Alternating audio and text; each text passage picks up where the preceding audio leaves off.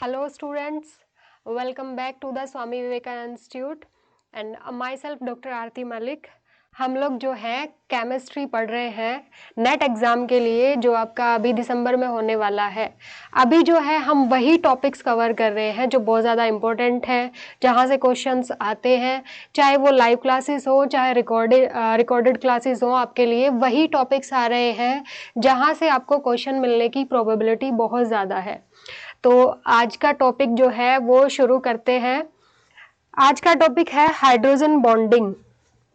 Okay, आज का topic हम शुरू करेंगे इन कुछ क्वेश्चंस के साथ, क्योंकि ये बहुत ही जनरल क्वेश्चंस हैं जो आपसे कई बार हर जगह पूछे गए होंगे या आपके दिमाग में खुद भी आए होंगे कि ऐसा क्यों होता है, या फिर कई बार टीचर्स ने आपको ये बोल के पढ़ाया होगा कि दीज आर एक्सेप्शंस, कि ये एक्सेप्शन होते हैं। बट एक्सेप्शन जो होता है ना केमिस्ट्री के अंदर, एक्सेप्शन से बच्चे बहुत ज्यादा डरते हैं और टीचर ये बोल के निकल जाते हैं कि ये एक्सेप्शन है, इसको याद कर लेना। एक्सेप्शंस को याद नहीं रखना होता, एक्सेप्शंस को समझना होता है कि ये चीज अगर ऐसी है तो क्यों है। तो वैसे ही आज हम कुछ चीजें, कुछ क्वेश्चंस देखेंगे। ये क्वेश्चन जो है अभी हम देखते हैं, इनका आंसर हम लास्ट में करेंगे। सबसे पहला क्वेश्चन जो बहुत बार पूछा जाता है कि H2O is liquid while H2S जो है वो गैस है। ये क्वेश्चन आपने हर जगह देखा होगा, कहाँ से शुरू होके, 9th से शुरू होके और आगे तक, जब तक भी आप पढ़ रहे होंगे केमिस्ट्री, ये क्वेश्चन आपको बार बार मिलेगा कि वाटर जो है वो लिक्विड होता है eight normal temperature. Normal condition की बात हो रही है। किसी भी कंपाउंड की जब आप बात करते हैं ना केमिस्ट्री में, तो आप उसके साथ कंडीशंस की भी बात करते हैं कि क्या टेम्परेचर है, क्या प्रेशर है। तो अगर यूजुअली कोई कहता है कि वाटर लिक्विड होता है, तो यू हैव टू मेंशन कि eight normal temperature and pressure, क्योंकि वाटर तीनों स्टेट में एग्जिस्ट करता है, सॉलिड भी और वेपर भी, मतलब गैस स्टेट में भी। ठीक है, ऐसे बहुत सारे कंपाउंड्स हैं जो तीनों स्टेट्स में एग्जिस्ट करते हैं, as a solid, as a liquid, as a gas. But हम अगर किसी के बारे में बोलते हैं कि जैसे हाइड्रोजन सल्फाइड गैस है, तो किस टेम्परेचर प्रेशर की बात हो रही है? नॉर्मल स्टैंडर्ड टेम्परेचर प्रेशर की यहाँ पे बात हो रही है। तो वाटर जो होता है वो लिक्विड होता है नॉर्मल टेम्परेचर प्रेशर पे, और जो H2S होती है वो क्या होती है? गैस होती है। तो क्या रीजन है इस चीज का? ठीक है। सेकंड है high boiling point of water. Water का बॉइलिंग पॉइंट कंपेरेबली हाई होता है अपने ग्रुप में, अगर आप देखोगे। ठीक है, आगे हम इस चीज को डिस्कस करेंगे। 100 डिग्री सेल्सियस होता है वाटर का बॉइलिंग पॉइंट। तो इतना हाई क्यों है, जबकि इसके अंदर जो सिर्फ क्या है, हाइड्रोजन और ऑक्सीजन है, दोनों का एटॉमिक मासेस भी इतना ज्यादा नहीं है, इतने बड़े एटम्स नहीं है कि उनके बीच में जो फोर्सेस हो वो इतने ज्यादा हो कि तोड़ने के लिए इतनी एनर्जी की जरूरत पड़े। तो क्या रीजन है कि इतना हाई बॉइलिंग पॉइंट होता है वाटर का?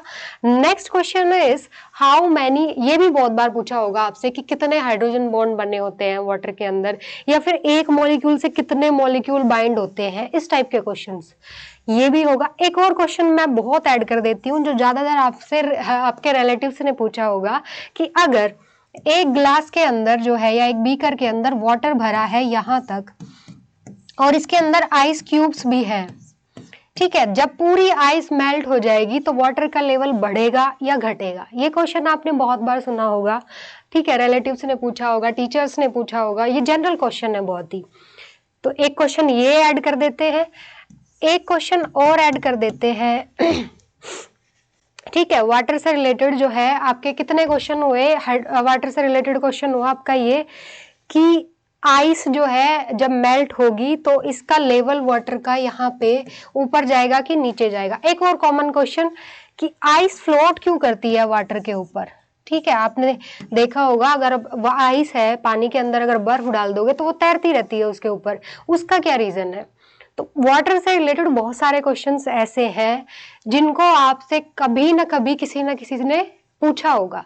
तो आज जो है हम उन सारे क्वेश्चन का आपको आंसर नहीं करेंगे, बट आप खुद से वो क्वेश्चन का आंसर कर पाएंगे बिना ये याद रखे।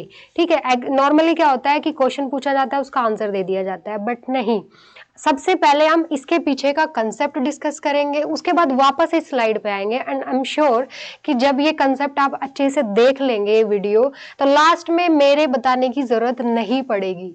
I will try my best कि ये कंसेप्ट मैं आपको ऐसे पढ़ाऊं कि लास्ट में आप खुद आंसर कर पाए कि मैम ये वाले का आंसर ये है और इसका आंसर ये है। और मजे की बात यह है, इन सब का आंसर एक ही कंसेप्ट है। तो अगर आप एक कंसेप्ट अच्छे से पढ़ लेते हैं और इतने सारे क्वेश्चंस आंसर कर पाते हैं, तो अलग अलग क्वेश्चंस और आंसर रटने से बेटर है कि उस कंसेप्ट को अच्छे से समझ लिया जाए। तो क्या कंसेप्ट है इन सब चीज के पीछे? वो है hydrogen bonding. What is hydrogen bonding? नाम से ही समझ आया होगा, हाइड्रोजन बॉन्डिंग। अब हाइड्रोजन बॉन्डिंग मतलब हाइड्रोजन तो इन्वॉल्व है ही, ठीक है, और बॉन्डिंग मतलब बॉन्ड बनाया है, हाइड्रोजन ने बॉन्ड बनाया, बॉन्डिंग की है। अब एक एलिमेंट अगर आपका हाइड्रोजन है, ये तो फिक्स हो गई बात कि एक एलिमेंट तो आपका हाइड्रोजन है और इस हाइड्रोजन ने बॉन्ड बनाया है किसके साथ? ठीक है, कोई एक्स एटम है, कोई भी एक्स एटम के साथ। कौन सा एक्स एटम? ठीक है, जो आपका कंसेप्ट है हाइड्रोजन बॉन्डिंग, यहां से एक चीज क्लियर हुई कि हाइड्रोजन की बॉन्डिंग के बारे में बात हो रही है। ठीक है, हाइड्रोजन तो एक एटम हुआ, बॉन्ड बनने के लिए मिनिमम क्या है, 2 एटम तो चाहिए। एक हाइड्रोजन है और दूसरा कौन सा एटम है उसके बारे में बस समझना है, फिर हाइड्रोजन बॉन्डिंग आपको समझ आ जाएगी, इतना सही है। हाइड्रोजन बॉन्डिंग क्या होती है? ये आपको मिलेगी कोवेलेंट कंपाउंड्स के अंदर। ठीक है, कोवेलेंट कंपाउंड वो होते हैं जहां पे इलेक्ट्रॉन की शेयरिंग होती है, चाहे एक इलेक्ट्रॉन की शेयरिंग हो, चाहे 2 की हो, चाहे 3 की हो, सिंगल बॉन्ड हो, डबल बॉन्ड हो या ट्रिपल बॉन्ड हो, ये सारे के सारे क्या है, कोवेलेंट बॉन्ड है। जहां भी इलेक्ट्रॉन की शेयरिंग हो, चाहे वो कोऑर्डिनेट बॉन्ड क्यों ना हो, वहां भी इलेक्ट्रॉन की शेयरिंग हो रही है। ठीक है, तो वो भी एक टाइप का क्या है, कोवेलेंट बॉन्ड है। तो कोवेलेंट कंपाउंड के अंदर क्या होता है, देखिए कोवेलेंट कंपाउंड में हम एग्जांपल ले लेते हैं। एक कोवेलेंट बॉन्ड है, सपोज कीजिए H और Cl के बीच में। ठीक है, एक है आपका H और F के बीच में, ये क्या है, कोवेलेंट बॉन्ड है। Covalent bond by the sharing of electron, जहां पे एक इलेक्ट्रॉन हाइड्रोजन ने शेयर किया है और दूसरा इलेक्ट्रॉन किसने शेयर किया है, क्लोरीन ने या फिर फ्लोरीन ने। तो यूजुअली क्या होता है, ये हमने बहुत बार पढ़ा है कि जो आप इलेक्ट्रॉन शेयर करते हो, वो जो आपका इलेक्ट्रॉन पेयर होता है वो बिल्कुल कहाँ होना चाहिए, सेंटर में, दोनों इलेक्ट्रॉन्स के सेंटर में होना चाहिए वो। बट क्या होता है कि अगर दोनों एटम्स इक्वल है तो सेंटर में होगा, बट दोनों एटम्स अगर इक्वल नहीं है तो किसकी तरफ होगा, मोर इलेक्ट्रोनेगेटिव की तरफ ये बॉन्ड पेयर जो है क्या हो जाता है, शिफ्ट हो जाता है। जो बहुत ज्यादा इलेक्ट्रोनेगेटिव एटम है उसकी तरफ ये शिफ्ट हो जाता है।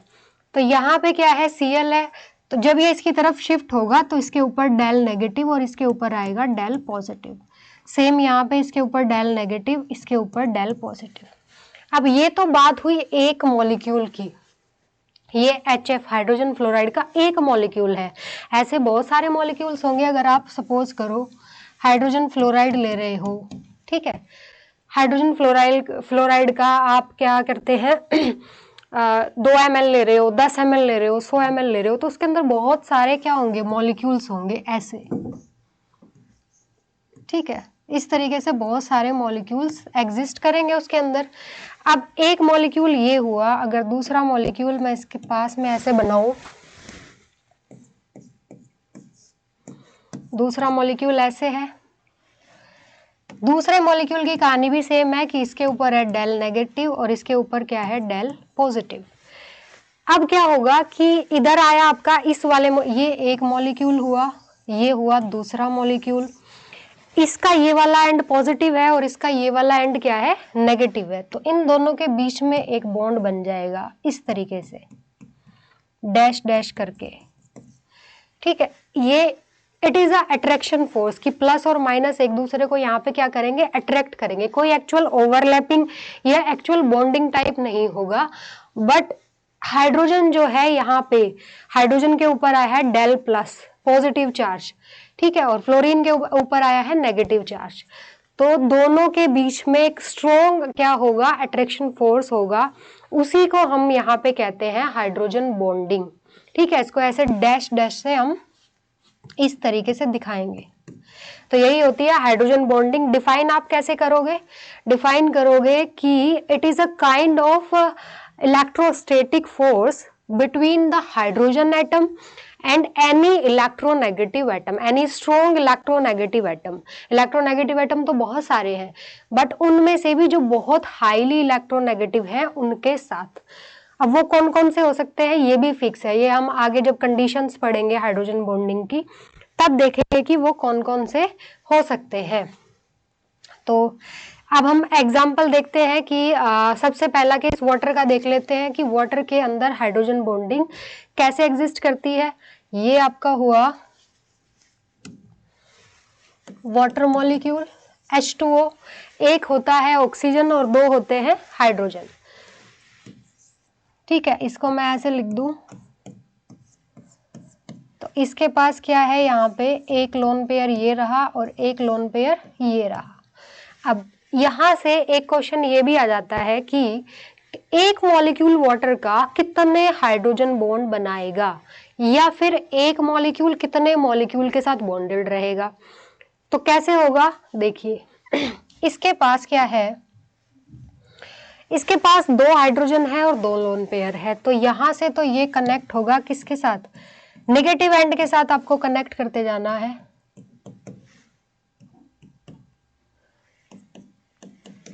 यहां से कनेक्ट होगा, ये हाइड्रोजन है तो ऑक्सीजन के साथ कनेक्ट होगा, तो इसको आप ऐसे दिखा सकते हो।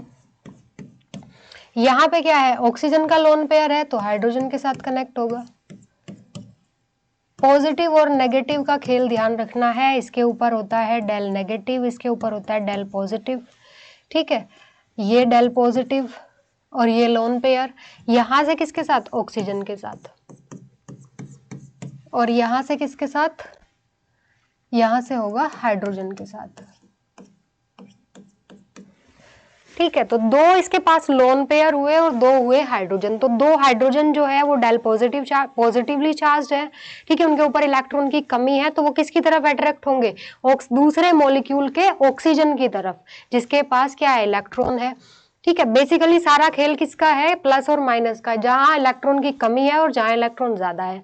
हाइड्रोजन के पास इलेक्ट्रॉन की कमी है, ऑक्सीजन के पास ज्यादा है, दो लोन पेयर से।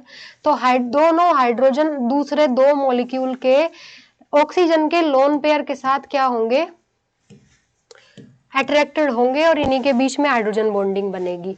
दोनों ऑक्सीजन के दो लोन पेयर दूसरे दो मॉलिक्यूल के साथ। तो इस तरीके से एक मॉलिक्यूल जो है 4 हाइड्रोजन बॉन्ड बनाता है। ठीक है, ये आपका एक क्वेश्चन का आंसर हुआ। एक वाटर का मॉलिक्यूल 4 हाइड्रोजन बॉन्ड बनाएगा और एक वाटर का मॉलिक्यूल को 4 वाटर के मॉलिक्यूल सराउंड करते हैं, या वो 4 मॉलिक्यूल के साथ बॉन्डेड होता है। तो ये हमने देख लिया वाटर का एग्जाम्पल। तो अब हम देखते हैं कि कौन कौन से एटम्स इसके अंदर इन्वॉल्व होते हैं, क्या इसकी कंडीशंस होती है और कितना स्ट्रॉन्ग जो है हाइड्रोजन बॉन्ड होता है। यूजुअली जो एनर्जी होती है हाइड्रोजन बॉन्ड की वो होती है 2 से 10 किलो कैलोरी पर मोल। एक बॉन्ड पर मोल की एनर्जी, एक मोल बॉन्ड की एनर्जी, यानी कि एक बॉन्ड की एनर्जी जो होती है वो 2 से 10 किलो कैलोरी होती है। तो 2 से 10 जो है काफी कम है कंपेरेटिव टू कोवेलेंट बॉन्ड की अगर हम बात करें तो, क्योंकि कोवेलेंट बॉन्ड में पर्टिकुलर क्या हो रही है, शेयरिंग हो रही है, इलेक्ट्रॉन की बॉन्ड बन रहा है। यहाँ ये बॉन्ड नहीं है, यहाँ it is just attraction force. तो ये उतना स्ट्रॉन्ग नहीं है जितना कोवेलेंट बॉन्ड है, बट इसके बाद भी ये मॉलिक्यूल के अंदर क्या करता है, जो फोर्सेस है उनको बढ़ा देता है, क्योंकि उतना स्ट्रॉन्ग है या नहीं है। अब सपोज करो किसी के अंदर एक कोवेलेंट बॉन्ड था, उसकी एनर्जी थी, उसको तोड़ने के लिए एनर्जी 100 किलो कैलोरी लग रही थी। अभी एक इसके ऊपर हाइड्रोजन बॉन्ड और आ गया, भले ही इसने ऐड किया हो यहाँ पे 5 किलो कैलोरी का, बट स्टिल ये अब ज्यादा क्या है, इसको अब तोड़ने के लिए ज्यादा एनर्जी की रिक्वायरमेंट लगेगी। तो ये क्या है, मॉलिक्यूलर फोर्सेस को जो है बढ़ा देते हैं। तो इससे फिजिकल और केमिकल प्रॉपर्टीज जो होती है कंपाउंड की या मॉलिक्यूल की, वो चेंज हो जाती है। That is why hydrogen bonds are important.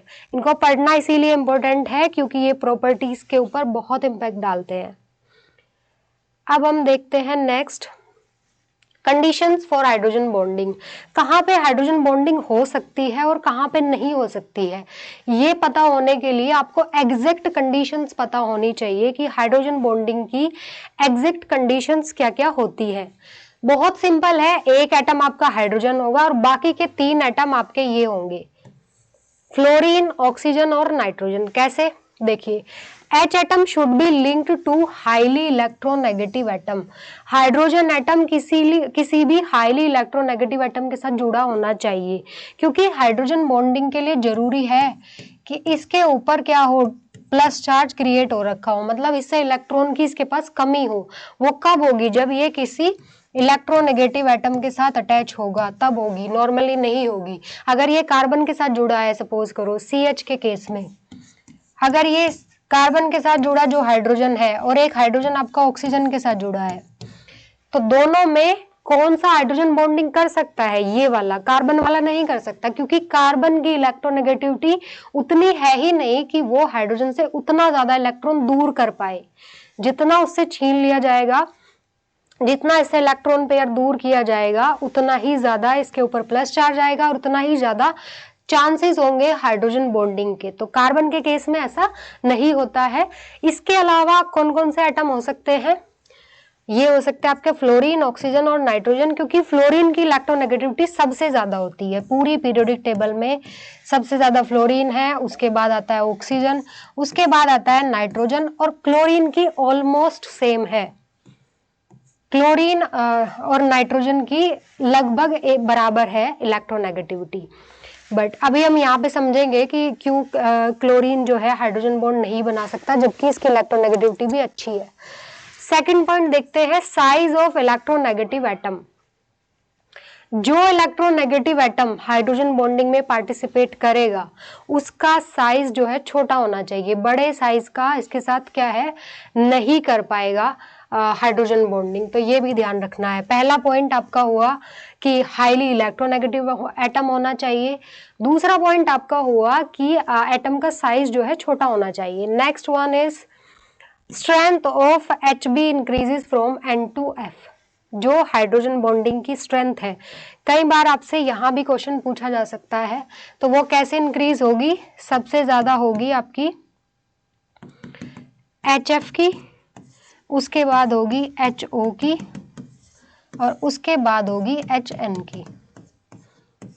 ठीक है, सबसे ज्यादा स्ट्रेंथ होगी हाइड्रोजन और फ्लोरीन के बीच में जो हाइड्रोजन बॉन्ड बना होगा उसकी, उसके बाद ऑक्सीजन वाले की, और उसके बाद नाइट्रोजन वाले की। सिंपल है, आपको इलेक्ट्रोनेगेटिविटी से याद रखना है। अब अगला पॉइंट आता है कि Cl अगर इतना ही इलेक्ट्रोनेगेटिव है जितना नाइट्रोजन, तो ये हाइड्रोजन बॉन्ड क्यों नहीं बनाता है। तो इसका रीजन है Cl एटम का साइज जो है, ये तीनों का साइज कंपेरेबल है। ठीक है, फ्लोरीन, ऑक्सीजन, नाइट्रोजन तीनों किसके मेंबर है, एक ही पीरियड के मेंबर है, तो तीनों का साइज कंपेरेबल है, आसपास, ज्यादा बड़ा नहीं है हाइड्रोजन के रेस्पेक्ट में। बाकी Cl जो है, Cl का साइज काफी बड़ा हो जाता है, इस वजह से ये हाइड्रोजन बॉन्डिंग नहीं कर पाता। तो आपको 3 ही एटम याद रखने हैं, फ्लोरीन, नाइट्रोजन और ऑक्सीजन। जहां भी ये दिखे और आसपास कोई ऐसी हाइड्रोजन दिखे जो कि किसी इलेक्ट्रोनेगेटिव एटम के साथ अटैच है, हाईली इलेक्ट्रोनेगेटिव के साथ, तो आप वहां पे क्या कर सकते हैं, हाइड्रोजन बॉन्डिंग चेक कर सकते हैं है या नहीं है। अगर हो गई है तो उस मॉलिक्यूल की प्रॉपर्टीज जो है नॉर्मल नहीं रहेंगी, वो क्या है, चेंज होंगी, जिसको आप एक्सेप्शन कह देंगे। उसकी प्रॉपर्टीज में चेंज आएगा इसके अकॉर्डिंग, हाइड्रोजन बॉन्डिंग के अकॉर्डिंग। वो क्या चेंजेस आते हैं वो अब हम आगे देखेंगे अगली स्लाइड्स में। सबसे पहले देख लेते हैं टाइप्स ऑफ हाइड्रोजन बॉन्डिंग। कितने टाइप्स की हाइड्रोजन बॉन्डिंग होती है। 2 टाइप्स की हाइड्रोजन बॉन्डिंग आपकी होंगी, इंटरमॉलिक्यूलर, ठीक है, और इंट्रामॉलिक्यूलर। इंटर और इंट्रा वर्ड आपने बहुत पढ़ा होगा। इंटर वर्ड का मतलब जब 2 चीजों के बीच में, और इंट्रामॉलिक्यूलर जब किसी एक ही चीज के अंदर। तो इंटरमॉलिक्यूलर जब 2 मॉलिक्यूल्स के बीच में हाइड्रोजन बॉन्डिंग होगी उसको हम कहेंगे इंटरमॉलिक्यूलर। इंट्रामॉलिक्यूलर जब एक ही मॉलिक्यूल के अंदर हाइड्रोजन बॉन्डिंग होगी। इसका एग्जांपल वाटर के अंदर जैसे क्या होती है, इंटरमॉलिक्यूलर होती है। इसके अलावा जो सबसे ज्यादा काफी पूछा जाने वाला है वाटर के बाद, दैट इज पैरा नाइट्रोफिनॉल। ठीक है। पैरा नाइट्रोफिनॉल में क्या है कि ये आपकी बेंजीन रिंग है, इधर क्या है हाइड्रोक्सिल ग्रुप है और इधर क्या है नाइट्रो ग्रुप है। तो एक मॉलिक्यूल का नाइट्रो, दूसरे मॉलिक्यूल का क्या है, एक मॉलिक्यूल का नाइट्रो ग्रुप, नाइट्रो ग्रुप के बाद क्या है ऑक्सीजन है और ऑक्सीजन के पास लोन पेयर है, ठीक है। और यहाँ वाली जो हाइड्रोजन है वो ऑक्सीजन के साथ जुड़ी हुई है, यानी कि हाई इलेक्ट्रोनेगेटिव एटम के साथ जुड़ी हुई है, इलेक्ट्रॉन डेफिशिएंट है। तो इस तरीके से इनके बीच में क्या हो जाएगी, हाइड्रोजन बॉन्डिंग हो जाएगी। मॉलिक्यूल अपने आप ओरिएंट हो जाएगा उस तरीके से जहां पे ज्यादा क्या हो, बॉन्डिंग हो, जहां पे ज्यादा स्टेबिलिटी हो, क्योंकि जितने ज्यादा बॉन्ड्स बनेंगे, चाहे वो अट्रैक्शन फोर्स के थ्रू हो, चाहे वो कोवेलेंट बॉन्ड हो, चाहे आयनिक हो, जितने ज्यादा बॉन्ड बनते हैं उतनी ही ज्यादा एनर्जी सिस्टम से रिलीज होती है और उतना ही ज्यादा स्टेबिलिटी जो है किसी पर्टिकुलर मॉलिक्यूल की बढ़ जाती है। तो इसी वजह से अपने आप से मॉलिक्यूल्स इस तरीके से ओरिएंट हो जाएंगे कि उसके बीच में हाइड्रोजन बॉन्डिंग हो सके, जहां पे हाइड्रोजन बॉन्डिंग होगी वहीं पे मॉलिक्यूल का ओरिएंटेशन होगा। तो पैरा नाइट्रोफिनॉल के अंदर जो होगी इंटरमॉलिक्यूलर होगी। इसके अलावा ये आपका जो होगा वो पैरा है, ये आपका ऑर्थो नाइट्रोफिनॉल, दोनों सेम कंपाउंड है, ठीक है, आइसोमर्स है दोनों, ऑर्थो और पैरा। तो दोनों के अंदर क्या होगा, ये हुआ आपका, अगर ऑर्थो पोजीशन पे लगा होगा नाइट्रो ग्रुप तो यहाँ एक ही मॉलिक्यूल के अंदर, क्योंकि ये वाला हाइड्रोजन इसी के साथ कर जाएगा, तो यहाँ पे होगी इंट्रामोलिकुलर और यहाँ पे होगी इंटरमोलिकुलर। दोनों कंपाउंड का फॉर्मूला सेम है, ग्रुप सेम लगे हुए हैं, बेंजीन रिंग सेम है, इसके बावजूद इनकी प्रॉपर्टीज, इनके बॉइलिंग पॉइंट्स, इनके मेल्टिंग पॉइंट्स, ठीक है, तो इनकी जो है उसके बावजूद प्रॉपर्टीज चेंज हो जाती है। और वो चेंज क्यों होती है उसको हम अभी आगे पढ़ेंगे। तो हमने दोनों टाइप्स देख लिए, इंटर और इंट्रामोलिकुलर। ये आपको आइडेंटिफाई करना आना चाहिए कि कहाँ पे इंटरमोलिकुलर है, कहाँ पे इंट्रामोलिकुलर है। सबसे पहले आपने देखना है कि कहाँ पे हाइड्रोजन बॉन्डिंग पॉसिबल है और उसके बाद देखना है कौन से टाइप की है। उसके बाद आप बता सकते हैं कि अब इसका बीपीएमपी जो भी है बढ़ेगा घटेगा, इसका इम्पैक्ट क्या आएगा इस कंपाउंड की प्रॉपर्टीज के ऊपर। नेक्स्ट देखते हैं, इसके अलावा जो है और भी कुछ मॉलिक्यूल्स हैं जो हम जिसके अंदर हाइड्रोजन बॉन्डिंग डिस्कस कर लेते हैं, क्योंकि कई बार ये आपसे पूछा जाएगा, जैसे कि फॉर्मिक एसिड के अंदर है।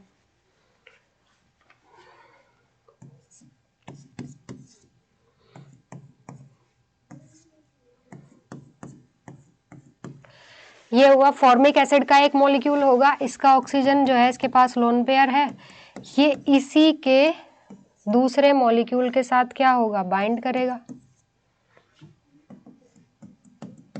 ठीक है। तो इस तरीके से फॉर्मिक एसिड के अंदर होती है इंटरमॉलिकुलर हाइड्रोजन बॉन्डिंग।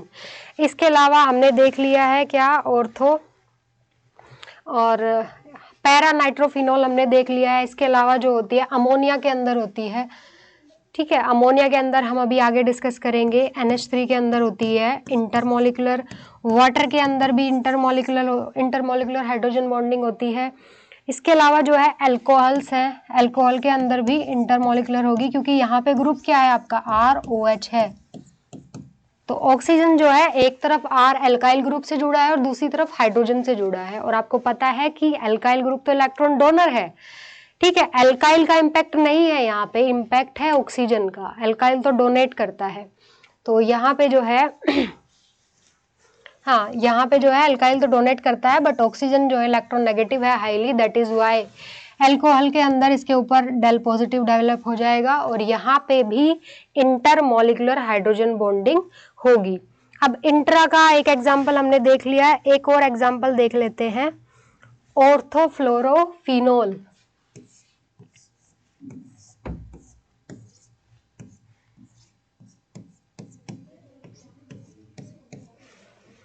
ये हुआ ऑर्थोफ्लोरोफिनोल, यहाँ पे ऑक्सीजन अटैच हुई यहाँ और इसके बीच में हो जाएगी क्या, हाइड्रोजन बॉन्डिंग, क्योंकि फ्लोरीन जो है हाईली इलेक्ट्रोनेगेटिव है और यहाँ पे हाइड्रोजन के ऊपर पॉजिटिव चार्ज डेवलप हो रखा है। तो बहुत सारे कंपाउंड्स आपको ऐसे मिलेंगे जिनके अंदर इंटर या intra molecular hydrogen bonding present होगी। तो अभी हमने देख लिया कि हाइड्रोजन बॉन्डिंग किसको कहते हैं, डेफिनेशन आप यहीं से बना सकते हो कि जो है एक तरह का अट्रैक्शन फोर्स जो है या electrostatic force between the hydrogen and more electronegative atom such as nitrogen, oxygen and fluorine, उसी को हम कहते हैं हाइड्रोजन बॉन्डिंग। और एग्जाम्पल वाटर से याद रखेंगे क्योंकि water is a universal solvent जिसके बारे में सबको पता है, और वाटर से रिलेटेड ही क्वेश्चन आपसे ज्यादातर पूछे जाते हैं। वाटर यूनिवर्सल सॉल्वेंट इसीलिए है क्योंकि इसके अंदर जैसे अल्कोहल फट से घुल जाता है, क्योंकि अल्कोहल और वाटर के बीच में भी हाइड्रोजन बॉन्डिंग होती है।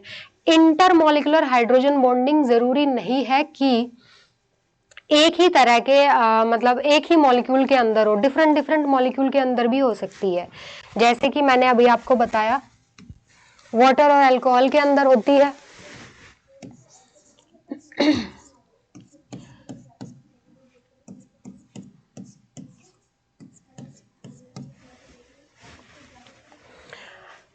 जो कंपाउंड जितना जल्दी वाटर में डिसॉल्व होता है, कुछ कंपाउंड्स ऐसे होते हैं जो वाटर में नहीं घुलते, कुछ ऐसे होते हैं इजीली बहुत फास्टली घुल जाते हैं, कुछ ऐसा होते हैं जिनको हम थोड़ा गर्म करेंगे पानी डाल के तब डिसॉल्व होंगे।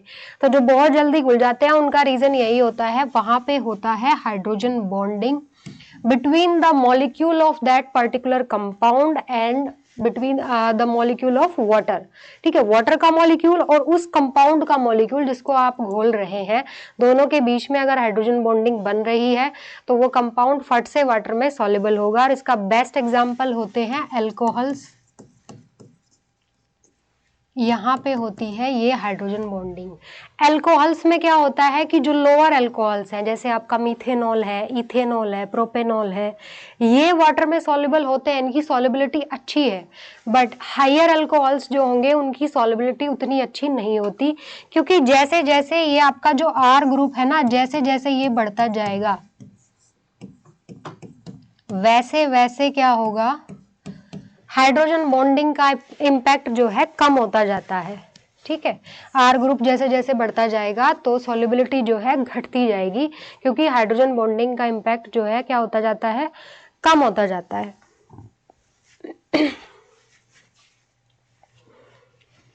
नेक्स्ट अगला देखते हैं, effect of hydrogen bonding on physical properties. ठीक है, फिजिकल प्रॉपर्टीज के अंदर हाइड्रोजन बॉन्डिंग का क्या इम्पैक्ट होता है ये देखना है, क्योंकि क्वेश्चन यही से पूछा जाएगा आपसे। कोई आज तक किसी ने ये नहीं पूछा है कि हाइड्रोजन बॉन्डिंग क्या होती है, क्योंकि बहुत सिंपल टर्म है, या फिर इसमें किस एलिमेंट्स के साथ होती है ये भी नहीं पूछा गया है।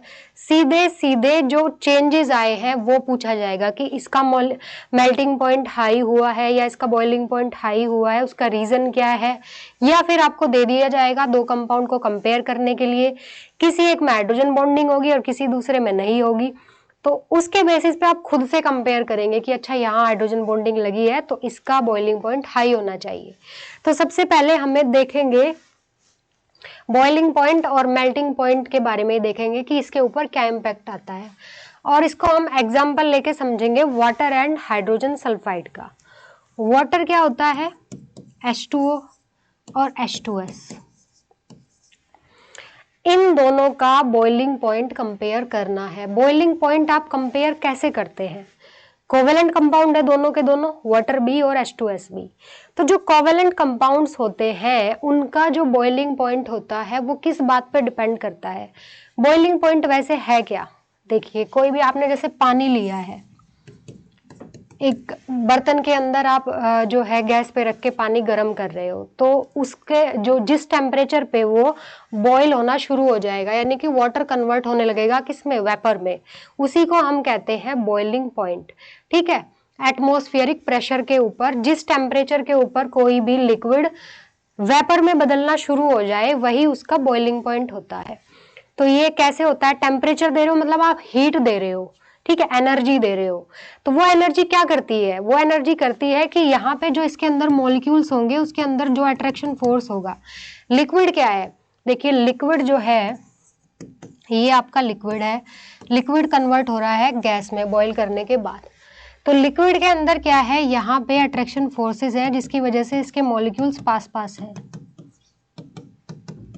गैस में क्या होता है कि मॉलिक्यूल्स होते हैं दूर दूर और इनके अंदर अट्रैक्शन फोर्स लगभग हम मान के चलते हैं नेग्लिजिबल होते हैं, बट लगभग हम नेग्लिजिबल मान के चल रहे हैं। बट लिक्विड में ऐसा नहीं है, लिक्विड में इनके बीच में अट्रैक्शन फोर्सेस होते हैं जिसकी वजह से मॉलिक्यूल एक दूसरे को पकड़ के रखते हैं, तभी तो वो आपको एक साथ दिखाई देता है, गैस नहीं दिखाई देती। ठीक है, कहीं भी आप परफ्यूम स्प्रे करोगे किसी रूम में तो सारे मॉलिक्यूल फटाक से इधर उधर हो जाएंगे, वो साथ में नहीं रहेंगे, क्योंकि गैसियस मॉलिक्यूल के बीच में इंटरेक्शन या अट्रैक्शन फोर्सेस को नेग्लिजिबल होता है, वो एक दूसरे को पकड़ के नहीं रखते। लिक्विड में क्या होता है, पकड़ के रखते हैं, और सॉलिड में तो और ज्यादा होता है, और पास पास होते हैं। तो इसके बीच में जो अट्रैक्शन फोर्सेस होते हैं, जब आप किसी लिक्विड को हीट करोगे, ठीक है, यहाँ पे आप इसको हीट कर रहे हो, एनर्जी दे रहे हो आप किसी भी टाइप से, तो ये एनर्जी क्या करेगी, इसके बीच में जो अट्रैक्शन फोर्सेस हैं, चाहे वो कोवेलेंट बॉन्ड्स हैं, ठीक है, या फिर वो किसी वंडरवॉल्स है या हाइड्रोजन बॉन्ड्स है, किसी भी टाइप के बॉन्ड्स वो हैं, वो क्या करेंगे, एनर्जी देने से वो टूट जाएंगे, और जैसे ही वो बॉन्ड टूटेंगे मॉलिक्यूल अलग अलग हो जाएंगे, अलग अलग हो जाएंगे, तो मतलब अब वो एज अ गैस बन गए हैं। ठीक है, तो क्या करना है कि बॉयल जब कोई भी कंपाउंड होता है, किसी भी कंपाउंड का बॉइलिंग पॉइंट किसी भी लिक्विड का डिपेंड करता है उसके ऊपर कि उसके अंदर जो फोर्सेस हैं वो कितने स्ट्रोंग हैं। जितना स्ट्रोंगली मॉलिक्यूल एक दूसरे को पकड़ के रखेंगे उतना ही ज्यादा एनर्जी लगेगी, जितना ज्यादा एनर्जी लगेगी उतना ही हाई उसका क्या होगा, उतना ही हाई आपको टेम्परेचर देना पड़ेगा, यानी कि उतना ही हाई उसका बॉइलिंग पॉइंट होगा। तो सारा खेल है यहाँ पे किस चीज का, जो फोर्सेस लगे हैं, attraction forces between the molecules. तो अगर ये फोर्सेस बढ़ेंगे तो मेल्टिंग पॉइंट या बॉइलिंग पॉइंट भी क्या होगा, बढ़ेगा। अब वाटर और H2S के केस में देखते हैं, यूजुअली क्या होता है कि जो कोवेलेंट कंपाउंड होते हैं इनके बीच में होते हैं वंडरवॉल्स फोर्सेस, और वंडरवॉल्स फोर्सेस आपने पढ़ा होगा कब बढ़ते हैं, जब कंपाउंड का मॉलिक्यूलर वेट बढ़ता है। बड़ा कंपाउंड होगा ज्यादा फोर्सेस होंगे उनके बीच में अट्रैक्शन फोर्सेस, छोटा होगा तो कम होंगे। तो क्या होता है कि मॉलिक्यूलर वेट बढ़ने से क्या होता है, बॉइलिंग पॉइंट या मेल्टिंग पॉइंट बढ़ते हैं। अब यहाँ पे देखिए H2O यहाँ आएगा तो H2S इसके नीचे आएगा, क्योंकि ऑक्सीजन वाली फैमिली ये होती है। ठीक है, ऑक्सीजन, सल्फर, सेलेनियम। तो अप टू डाउन जाने पे मॉलिक्यूलर वेट क्या हो रहा है, बढ़ रहा है, तो जो बॉइलिंग पॉइंट है वो भी क्या होना चाहिए, बढ़ना चाहिए। बॉइलिंग पॉइंट बढ़ना चाहिए तो मतलब कि H2S का बॉइलिंग पॉइंट ज्यादा होना चाहिए H2O के कंपैरिजन में। ठीक है, H2S का ज्यादा होना चाहिए H2O के कंपैरिजन में, बट होता इसका उल्टा है, वाटर का ज्यादा है और हाइड्रोजन सल्फाइड का कम है बॉइलिंग पॉइंट। तो इसी को हम कह देते हैं एक्सेप्शन। जब हम बॉइलिंग पॉइंट पढ़ते हैं कौन सी फैमिली का, ऑक्सीजन फैमिली का, तो इसी बात को बोल दिया जाता है कि इट्स एन एक्सेप्शन, कि ऊपर से नीचे जाओगे तो बॉइलिंग पॉइंट बढ़ेगा, लेकिन वाटर एक एक्सेप्शन है, वाटर का ज्यादा होता है बाकी नीचे वालों के अपने नीचे वाले से, यानी कि H2S से। तो एक्सेप्शन क्यों है, रीजन है हाइड्रोजन बॉन्डिंग। एक तरफ आपका है सल्फर, ठीक है, और दूसरी तरफ है वाटर में ऑक्सीजन। अब आपको ये चेक करना है कि इनमें से किस में हाइड्रोजन बॉन्डिंग हो सकती है। आपको नहीं पता अभी कि किसका बॉइलिंग पॉइंट ज्यादा होगा, दोनों लिक्विड से अभी आप ये मान के चल रहे हैं। ठीक है, आपको कंपेयर करना है, तो बस चेक कीजिए कि जिसके अंदर हाइड्रोजन बॉन्डिंग आ गई, एक तो पहले ही उसके अंदर वंडरवॉल्स फोर्सेस थे या जिस भी टाइप के फोर्सेस पहले से प्रेजेंट थे, अगर हाइड्रोजन बॉन्डिंग आई तो एक नया फोर्स जो हुआ ऐड हो गया, नया फोर्स ऐड हो गया, तो कंपाउंड के अंदर अब और ज्यादा जो है स्ट्रोंगली एक दूसरे को मॉलिक्यूल पकड़ के रखेंगे, तो उसका बॉइलिंग पॉइंट जो है क्या होगा, बढ़ जाएगा। तो यहाँ पे क्या होगा, सल्फर का साइज ऑक्सीजन के कंपैरिजन में क्या है, बड़ा है, तो बड़े साइज का एटम जो है हमने पढ़ा था जब हम कंडीशंस देख रहे थे किसकी, हाइड्रोजन बॉन्डिंग की, सल्फर हाइड्रोजन बॉन्डिंग नहीं कर सकता, तो H2S में हाइड्रोजन बॉन्डिंग नहीं हो सकती। वाटर के अंदर हाइड्रोजन बॉन्डिंग है, दैट इज वाई कि इसका बॉइलिंग पॉइंट H2S से ज़्यादा होता है। होना चाहिए था H2S का ज़्यादा, लेकिन होता इसका ज़्यादा है बिकॉज ऑफ हाइड्रोजन बॉन्डिंग। और इसी वजह से H2S जो है एक गैस है और वाटर एक लिक्विड है, क्योंकि उसके मॉलिक्यूल्स के बीच में अट्रैक्शन फोर्स उतना नहीं है कि मॉलिक्यूल एक दूसरे को पकड़ के रख सके, मतलब लिक्विड बन सके। बट वाटर में ऐसा होता है। वाटर के अंदर क्या है कि जो मॉलिक्यूल्स हैं वो पास पास आ जाते हैं, इसीलिए वो लिक्विड हो जाता है। मॉलिक्यूल दूर दूर तो गैस फेज में एग्जिस्ट करेगा, और मॉलिक्यूल पास पास है तो एज अ लिक्विड एग्जिस्ट करेगा। नेक्स्ट देखते हैं कि HF is liquid and HCl is gas. ये भी आपने बहुत बार सुना होगा कि हाइड्रोजन फ्लोराइड जो होता है वो एक लिक्विड है जबकि HCl गैस है। सेम कहानी है यहाँ पे भी। HF जो है इसमें यहाँ पे आपको पूरे ग्रुप का याद रखना है, ऊपर वाले का, ठीक है। H2O, HF और NH3, तीन ही एटम को मैंने आपसे बताया था, ऑक्सीजन, फ्लोरीन, नाइट्रोजन। इनके जो हाइड्रोजन के साथ कंपाउंड होते हैं ज्यादा, वो कौन से वाले हैं जो आपने सुने होंगे? ऑक्सीजन का वाटर है H2O, हाइड्रोजन फ्लोराइड हो गया फ्लोरीन का, और अमोनिया हुआ नाइट्रोजन का। तो इन तीनों को आपने याद रखा है। इन तीनों के बॉइलिंग पॉइंट जो होंगे, तीनों एज अ लिक्विड एग्जिस्ट करेंगे बिकॉज ऑफ हाइड्रोजन बॉन्डिंग, ठीक है। तीनों के तीनों जो है एज अ लिक्विड एग्जिस्ट करेंगे। तीनों के अंदर एक और क्या प्रॉपर्टी होगी, तीनों के बॉइलिंग पॉइंट अपने से नीचे वालों से हाई होंगे, ठीक है। उसका भी रीजन क्या है, हाइड्रोजन बॉन्डिंग है। तो ये तीन आपको याद रखने हैं अपनी फैमिली के साथ, जो इनकी पूरी फैमिली, जैसे नाइट्रोजन फैमिली है, ऑक्सीजन फैमिली है। हम पीरियोडिक टेबल ऐसे ही तो पढ़ते हैं कि nitrogen family, hydrogen family, oxygen family, halogen family, noble gases की फैमिली। तो यूजुअली क्या होता है कि फैमिली के एज अ मेंबर उनकी प्रॉपर्टी सेम होती है, ऐसा मान के चलते हैं हम, मतलब पढ़ने के उससे कि हमको इजी रहे कि एक फैमिली की प्रॉपर्टी क्या है, सेम है। बट जरूरी नहीं होता ना कि फैमिली के सारे मेंबर एक जैसे हो। कुछ कुछ चीजें सेम होंगी बिकॉज ऑफ DNA, बट कुछ चीजें तो अलग होंगी, कुछ नेचर तो सबका अलग होता है। तो वही चीज यहाँ पे है कि ये अपनी फैमिली से अलग चले जाते हैं इस चीज में, क्योंकि हाइड्रोजन बॉन्डिंग है इनके अंदर। नेक्स्ट देखते हैं, NH3 has higher boiling point than PH3। ये मैंने आपको बता दिया है। NH3 में भी क्या होगा, हाइड्रोजन बॉन्डिंग होगी। PH3 में नहीं हो सकती क्योंकि फास्फोरस का साइज, ना तो उसकी इलेक्ट्रोनेगेटिविटी इतनी ज्यादा है कि वो हाइड्रोजन बॉन्डिंग बना सके, और ना ही उसका साइज उतना कंपेरेबल है, साइज बड़ा है।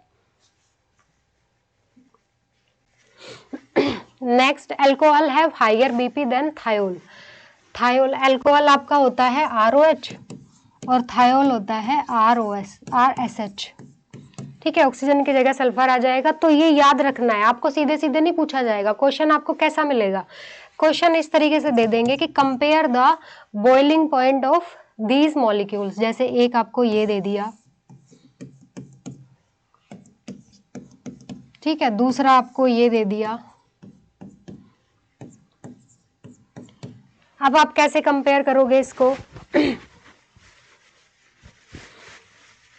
इसको कंपेयर अब आप कैसे करोगे? देखिए, सेम क्या है, कार्बन नंबर सेम है, हाइड्रोजन सेम है। अगर आप नॉर्मली चलोगे तो सल्फर वाले का एटॉमिक मास जो होता है ज्यादा होता है, तो इस वाले का मॉलिक्यूलर मास ज्यादा हो जाएगा, तो बॉइलिंग पॉइंट इसका ज्यादा होना चाहिए। बट यहाँ पे आपको ध्यान रखना है कि अल्कोहल्स के अंदर हाइड्रोजन बॉन्डिंग होती है, उसकी वजह से इसका बॉइलिंग पॉइंट ज्यादा होगा कंपेरेटिव टू दिस। तो ये चीज दिमाग में सेव करने वाली है। यूजुअली आपको याद नहीं आएगी, अगर आप नॉर्मल रूल से चलोगे तो आंसर कुछ और आएगा।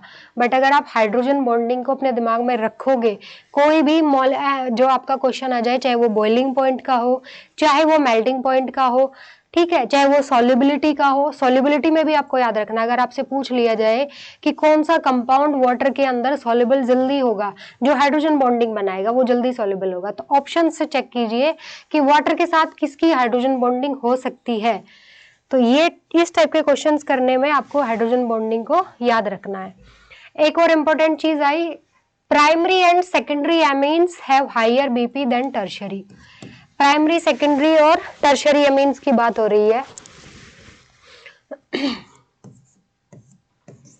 ये आपकी हुई टर्शरी एमीन, ये आपकी हुई सेकेंडरी एमीन,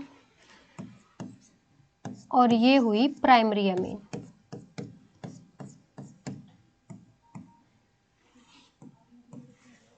ठीक है, तो यूजुअली क्या है कि अगर आप देखोगे तो मास इसका सबसे ज्यादा आएगा, तो इस वाले का बॉइलिंग पॉइंट सबसे ज्यादा होना चाहिए, फिर इसका और फिर इसका, पर ऑर्डर उल्टा होता है, सबसे ज्यादा बॉइलिंग पॉइंट है इसका, उसके बाद इसका और फिर इसका।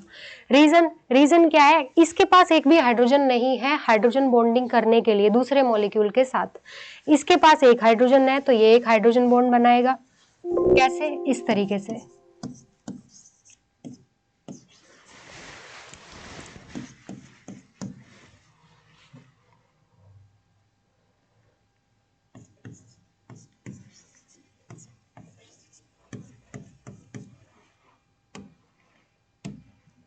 इसका हाइड्रोजन और दूसरे का नाइट्रोजन, क्योंकि नाइट्रोजन के पास है लोन पेयर।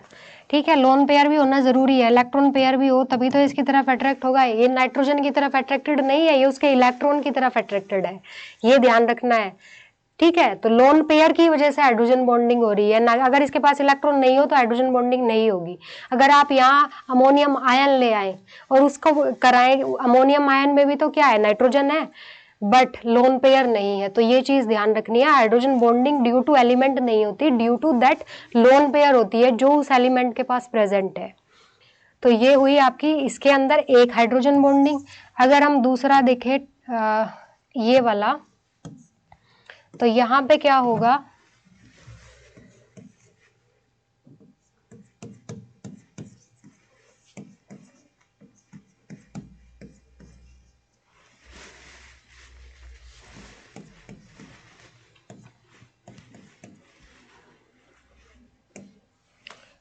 ये मॉलिक्यूल कितने बॉन्ड बना सकता है, हाइड्रोजन 2। ठीक है, एक मॉलिक्यूल जो है दूसरे 2 मॉलिक्यूल के साथ हाइड्रोजन बॉन्ड बना सकता है, क्योंकि इसके पास जो है क्या है, ये है, तो 2 हाइड्रोजन्स हैं, तो इसमें ज्यादा हाइड्रोजन बॉन्डिंग है, उसमें कम है, और इस वाले में कम है, और इसमें तो बिल्कुल ही नहीं है। तो जिसमें ज्यादा हाइड्रोजन बॉन्डिंग उसका बॉइलिंग पॉइंट ज्यादा, जिसमें कम होगी उसका कम होगा। तो यहाँ ये वाला कंसेप्ट लगेगा, ना कि मॉलिक्यूलर वेट वाला। Last one, existence of enol form. Enol form की एग्जिस्टेंस से बहुत क्वेश्चन पूछे जाते हैं कि कहाँ पे कीटो आएगा, कहाँ पे इनोल फॉर्म होगी। कीटो फॉर्म यूजुअली एग्जिस्ट करती है। ठीक है, कीटो इनोल फॉर्म आपने देखी होगी, ये होता है आपका, ये कोई भी कंपाउंड है, ये हुई कीटो फॉर्म। अगर इसी को आप कन्वर्ट कर देंगे तो ये हो जाएगा इनोल फॉर्म। ठीक है, इसको कहते हैं कीटो। कीटो मतलब सी डबल बॉन्ड ओ। ठीक है, इनोल मतलब सी, यहाँ पे OH और यहाँ पे डबल बॉन्ड C। ठीक है, ये होती है इनोल फॉर्म, ये होती है कीटो फॉर्म। यूजुअली ये वाली फॉर्म ज्यादा स्टेबल होती है।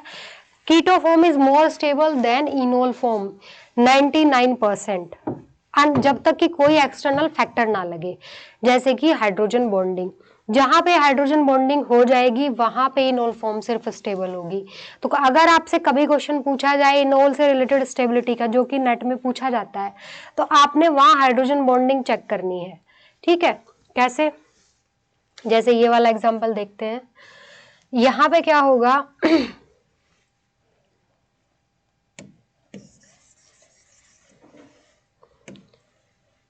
बीटा पोजीशन पे अगर कोई ऐसा ग्रुप लगा दिया जाए, जैसे कि कीटोन या फिर एस्टर या फिर एसिड। ठीक है, इस कार्बोनिल ग्रुप के बीटा पोजीशन पे, ये हुई अल्फा, ये हुई बीटा। अगर इस बीटा पोजीशन पे कोई इस टाइप का ग्रुप लगा है, या चाहे वो कीटोन हो, सी मतलब C double bond O group है, कोई भी ऐसा ग्रुप जो हाइड्रोजन बॉन्डिंग कर सकता है, आप ऐसे समझ लो, तो इनोल फॉर्म ज्यादा एग्जिस्ट करेगी। इसको अगर आप इनोल में कन्वर्ट करेंगे, कैसे होंगे, ये हाइड्रोजन यहाँ जाएगा और ये जाएगा यहाँ, तो यहाँ पे आया आपका डबल बॉन्ड, यहाँ पे आया OH और ये हुआ डबल बॉन्ड O। तो हाइड्रोजन बॉन्डिंग किस किस के बीच में हुई, ये हाइड्रोजन और ये ऑक्सीजन, और कितने मेंबर्ड रिंग बनी, 1 2 3 4 5 6 मेंबर्ड रिंग बनी, जिसको हम चीलेट भी कहते हैं। ठीक है, कौन सी हाइड्रोजन बॉन्डिंग है, इंट्रामोलिकुलर हाइड्रोजन बॉन्डिंग। और इंट्रामोलिकुलर हाइड्रोजन बॉन्डिंग में 6 मेंबर्ड रिंग अगर बन जाए या 5 मेंबर्ड रिंग बन जाए तो वो बहुत स्टेबल हो जाती है। तो ये वाली फॉर्म यहाँ पे एग्जिस्ट करेगी। इंट्रामोलिकुलर हाइड्रोजन बॉन्डिंग की वजह से जो होता है, बॉइलिंग और मेल्टिंग पॉइंट कंपाउंड के क्या होते हैं, इंट्रा की वजह से घट जाते हैं और इंटर की वजह से बढ़ जाते हैं। ठीक है, इंटर दो मॉलिक्यूल के बीच में अट्रैक्शन फोर्स लगेगा तो बॉइलिंग पॉइंट बढ़ जाएगा, क्योंकि ज्यादा एक दूसरे को स्ट्रोंगली पकड़ेंगे। एक ही मॉलिक्यूल के अंदर अगर है तो दूसरे के साथ हाइड्रोजन बॉन्डिंग नहीं हो सकती, तो मेल्टिंग और बॉइलिंग पॉइंट घट जाएंगे। तो यहाँ इंटर और इंट्रा को भी आपने क्या करना है, कंसीडर करना है। अब फटाफट एक दो क्वेश्चन देख लेते हैं। Ice floats in water, this is due to the presence of, ये मैंने अभी आपसे क्वेश्चन पूछा था। आइस वाटर के ऊपर फ्लोट करती है, उसका रीजन क्या है, देखिए नॉर्मली वाटर के अंदर हाइड्रोजन बॉन्डिंग इस टाइप से होती है, रैंडम। ठीक है, कॉन्स्टेंटली बॉन्ड बन रहा है और टूट रहा है, बट आइस के अंदर बन जाता है केज टाइप स्ट्रक्चर। अगर आपने बर्फ को कभी देखा होगा, प्योर सॉलिड नहीं होता, उसके अंदर गैप होता है, क्रिस्टल टाइप आपको दिखाई देगा, आप ऐसे उंगली मारोगे टूट जाएगा, उसके अंदर गैप होता है जिसके अंदर हवा ट्रैप होगी, एक तरीके से एयर ट्रैप होगी, ये गैप होता है। तो इस टाइप के क्रिस्टल्स बन जाते हैं, तो उस वजह से उसका वेट, वो दिखेगी आपको, वॉल्यूम बढ़ जाता है बट वेट कम हो जाता है। दैट इज वाई कि बर्फ जो है पानी के ऊपर तैरती है, क्योंकि उसका वेट कम होता है पानी के कंपैरिजन में, डेंसिटी कम होती है। दूसरी चीज, जब आप पूरी जो बर्फ है पिघल जाएगी तो क्या होगा, तो पानी का लेवल घटेगा, क्योंकि जितना वो जो आइस जो है वो पूरी की पूरी पानी में कन्वर्ट नहीं होगी, उसके अंदर क्या होगा, एयर भी तो ट्रैप हो रखी है, जो खाली स्थान उसके अंदर होते हैं वहां पे एयर ट्रैप हो रखी है, जो कि रिमूव हो जाएगी वहां से, तो पानी का लेवल घट जाएगा। Next question, statement 1, orthonitrophenol is steam volatile due to intramolecular hydrogen bonding. और सेकंड है, orthonitrophenol has high melting point due to hydrogen bonding. तो इसमें से कौन सा सही है कौन सा गलत, ये देखना है। सबसे पहले देख लेते हैं कि क्या है ऑर्थोनाइट्रोफिनॉल। ये हुआ आपका OH और ये हुआ नाइट्रो ग्रुप। ठीक है, अब इसमें क्या है, हाइड्रोजन बॉन्डिंग होगी, कौन से वाली, इंटर की इंट्रा, ये ध्यान रखना है, इसमें होगी इंटर, यहां से यही हो जाएगी। पैरा वाले में होती है इंटर मॉलिकुलर, इसमें होती है इंट्रा, सॉरी, यहाँ पे होगी इंट्रा मॉलिकुलर, जो एक ही मॉलिक्यूल के अंदर हो इंट्रा, पैरा वाले में होती है इंटर मॉलिकुलर। तो देखिए सबसे पहले इसने क्या कहा है कि वोलेटाइल ये होता है, तो जब हमने बताया था कि इंट्रामोलिकुलर हाइड्रोजन बॉन्डिंग की वजह से बॉइलिंग पॉइंट घट जाएगा, ठीक है, या मेल्टिंग पॉइंट जो भी है वो कम होगा, कम होगा तो वोलेटाइल नहीं होगा। वोलेटाइल वो कंपाउंड होते हैं जो क्या होते हैं, एक्सट्रीमली क्या हो, मतलब इवेपोरेट हो जाए, तो ये वाला इसका जो होगा गलत होगा।